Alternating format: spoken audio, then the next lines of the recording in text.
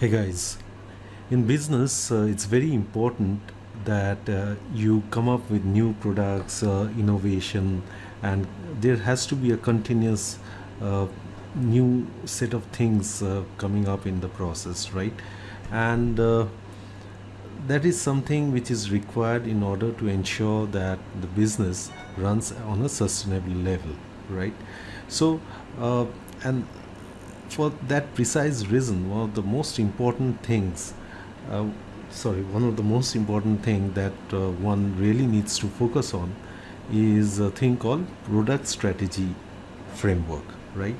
So what it exactly does, it helps you to really define for your business which is the right product to start working on, right?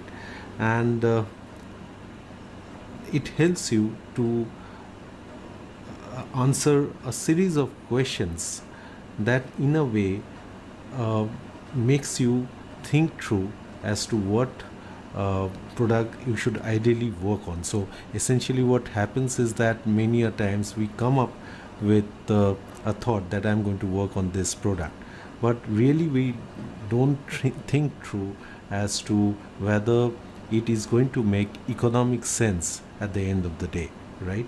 So one has to really understand what are the set of things that he or she should ideally be looking into before coming up with a particular product, right? So this discussion is all about that. So we'll look into the product strategy framework in that context.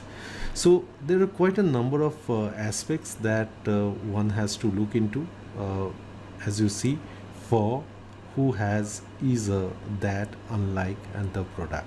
Okay, so we'll get into details on this. So the first is for, right? So for suggests who is your target customer, right? So you need to understand that what is the customer segment that you are trying to address. What is the age, gender, income, geography, segment size, and what's the addressable opportunity that that segment is actually uh, having, so that you can really make an economic sense when you are coming up with that product. So whom you are trying to address, what is the age of people you are trying to reach to, what is the gender, is it both for male and female, or is it only for a certain gender you are trying to come up with your product, what shall be the income level for those individuals for whom you are trying to come up with the product, what's the size of the geography, or any particular geography you are trying to reach to, what's the segment size, what's the addressable opportunity in terms of the revenue that can possibly come up. So just to give you an example, so I've taken two examples, one in B2C and one in B2B. B2C means business to consumer, and the other one is business to business. So in B2C segment, we are looking at, say, Audi. Okay, so Audi as a car is trying to reach to educated, affluent males. It may be females as well, but whatever little I have read, they are primarily focusing in the for the male segment, and their age bracket that they are looking on is between 35 to 55, right? And in the B2B segment, I'll have taken the example of Zoho as a CRM tool, you must be knowing. So Zoho is really catering to small businesses without a CRM solution. So that is the very clear customer segmentation that they have defined for themselves, right? So in a similar manner, if you are coming up with any product at your end, you should be able to really define who is your target customer. The second is who, has. So that suggests like what's the customer need, right? So so ideally, it should be solutions that must address real problems or shall satisfy the needs. So, say for example, in case of Audi, what Audi does is Audi provides a car to an individual who is seeking excitement and luxury. And Zoho, on the other hand, is coming up with a solution for those who need to control their cost. So this is the customer need that each one is addressing in their own segment, right? And the other is the product name, is uh, which comes under the gamut of branding activities. So I'm not going into that over here. Let us look in the third point, that is a that means the market category, right? So the thing is, with and without your help, customer is going to place you in a category they understand and compare with a category they already know, right? So I'll give a typical, in my case, my category is business and finance. That is the category in which I'm working, right?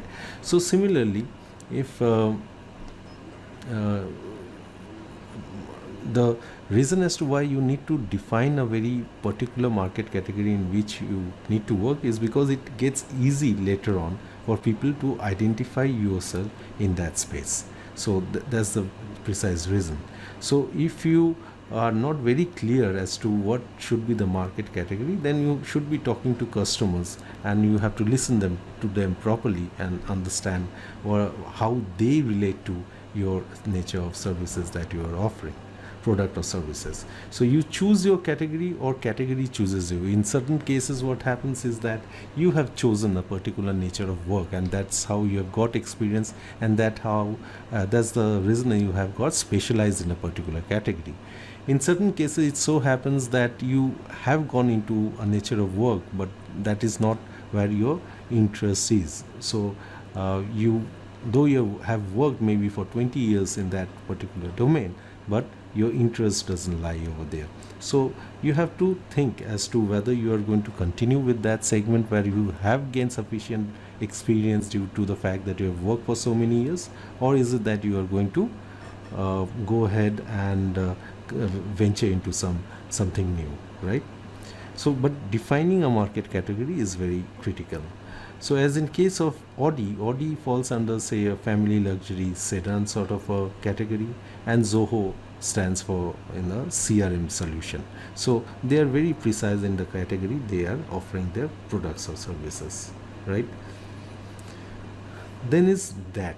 So that stands for one key benefit and not the feature. So customers buy products not for features but for benefits, right?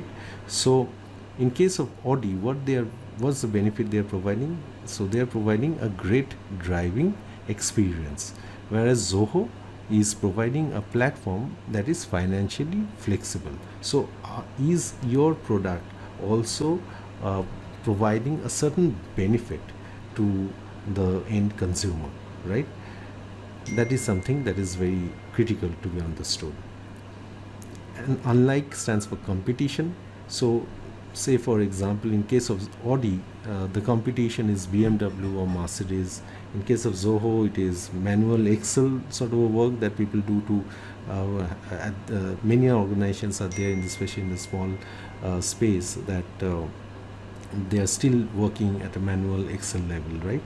Or the other is Salesforce. Sorry, should be a S over here. So Salesforce, right? So you need to really understand your competition. And finally, the product. So what's the unique differentiator you are coming up with?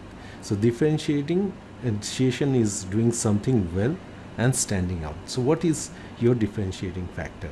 So uh, a feature that makes a product stand out. So you can understand what's going to be your differentiator if you understand your competition and your space very well.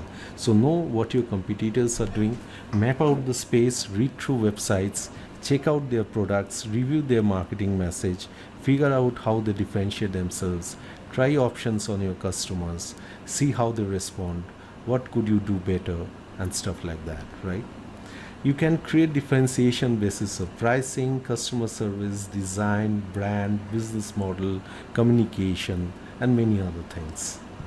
So differentiation is doing something well and standing out. So say in case of Audi, what stands out really well is the engineering quality, and in case of Zoho, it is the quick process of setting up and the easy to use sort of a flavor, right?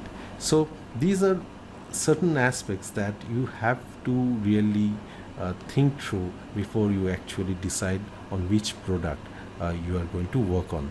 Because if you are making a fundamental mistake of not being able to really answer to this set of questions and get clarity on your thoughts, then whatever product you are going to work on, which anyway you are going to spend a considerable amount of time, in certain cases it goes into years, it's going to fall flat, and your business is not going to take very long, right? So as the precise reason as to why many organizations do fail, and it's very important that you really understand where your product is going to be delivered, right? So this is something which I thought it's very important to share, and I see many people really making mistakes in this aspect, right?